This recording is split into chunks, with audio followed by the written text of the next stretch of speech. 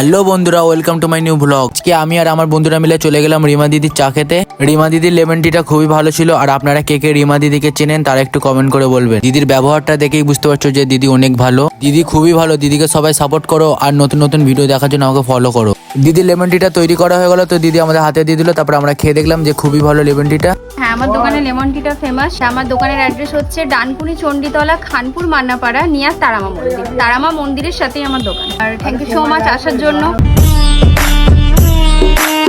Hello বন্ধুরা, welcome to my new blog. আজকে আমি আর আমার বন্ধুরা মিলে চলে গেলাম রিমা দিদির চা খেতে। রিমা দিদির লেমন টিটা খুবই ভালো ছিল। আর আপনারা কে কে রিমা দিদিকে চেনেন তারা একটু কমেন্ট করে বলবেন। দিদির ব্যবহারটা দেখেই বুঝতে পারছো যে দিদি অনেক ভালো, দিদি খুবই ভালো। দিদিকে সবাই সাপোর্ট করো আর নতুন নতুন ভিডিও দেখার জন্য আমাকে ফলো করো।